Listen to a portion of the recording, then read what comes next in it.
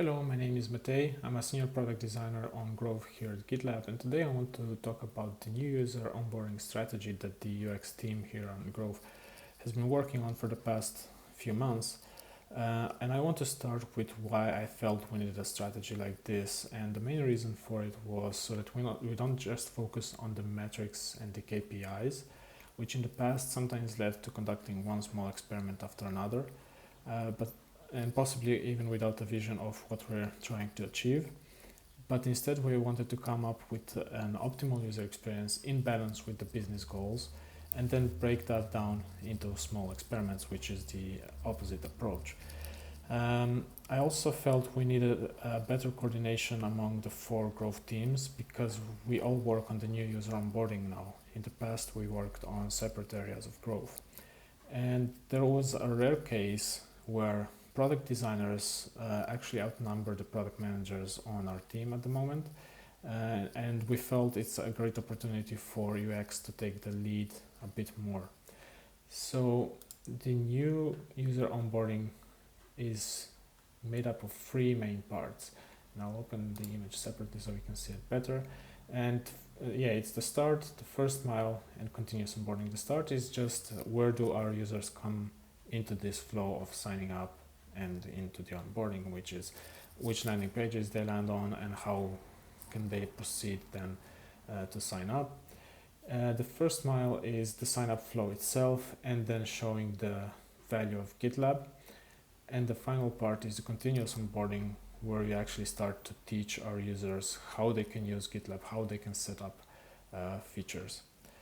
And back to the issue, I did some work in the past for the growth expansion team, which was focused on increasing adoption of GitLab through user invitations. And by conducting some UX research and speaking to other team members in the company, we concluded that there are two approaches to GitLab adoption, and it's either bottom up or top down. And the bottom up is simply an individual signs up for GitLab, they see some value in it and they start advocating it to their team, and eventually a small team or a group of individuals will start using GitLab, and through time more and larger teams in that company will be using GitLab.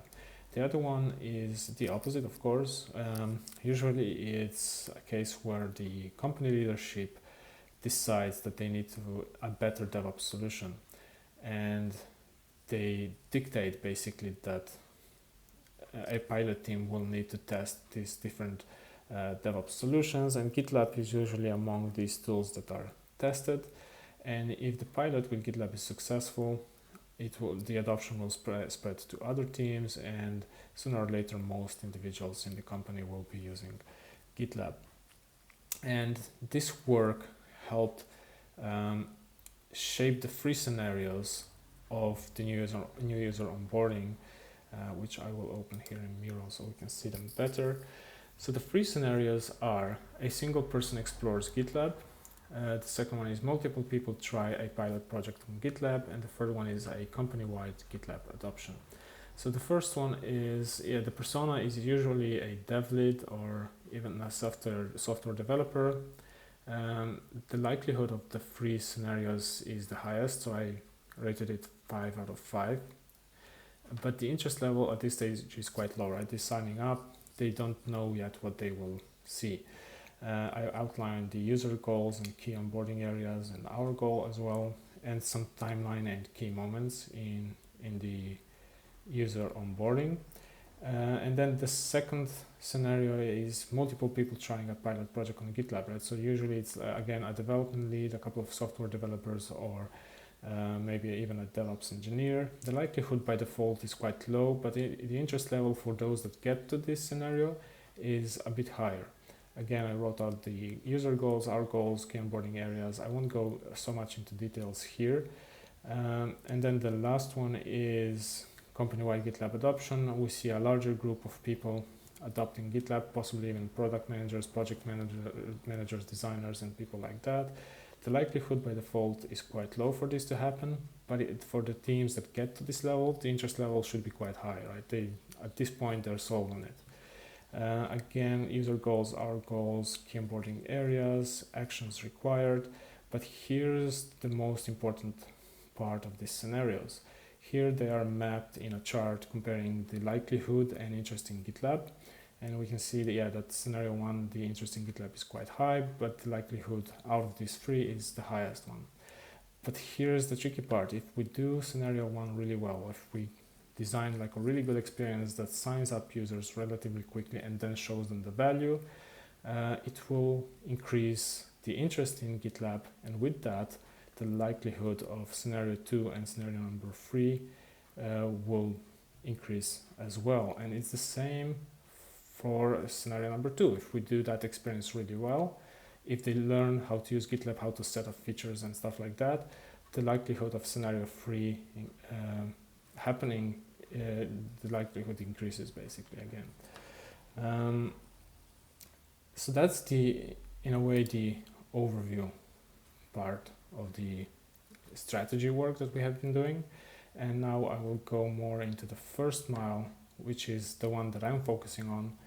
And Kevin is working more on the continuous onboarding, so he will talk about the details and the work he's been doing there.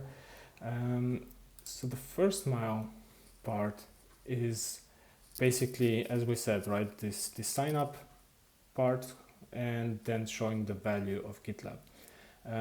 And to start with this work, I wanted to understand what the mental model of our users is when they start the sign up process. So I wrote down a couple of questions. I mapped out the mental model, and in this case I mapped out the current experience and the potential future experience as well.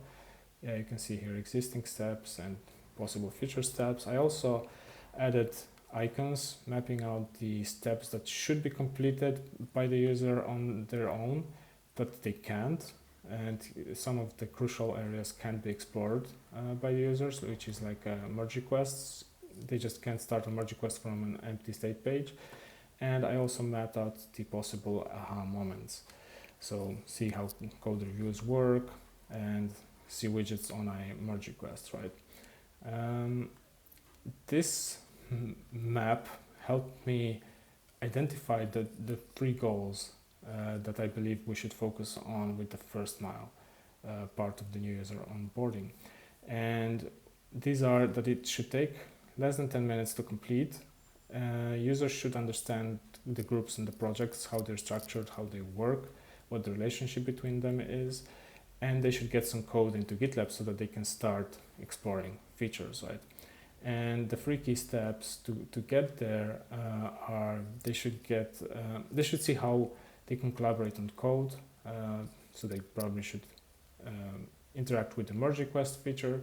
They should see that they can integrate with other tools. So they should see that we have a feature of project integrations. And they should also see that they can do quite elaborate CI/CD stuff with GitLab, right? So they need to explore our CI/CD features. After that, I also mapped out an ideal vision, like user journey, so what it should be in the future. And this then helped me create a prototype for this first mile vision. But I only got so far as the sign up flow, so the first part of the first mile. So yeah, the user starts on the marketing website. They start the free trial sign up process. They choose the gitlab.com option. They need to fill in the sign up form. And this is where our first mile basically starts.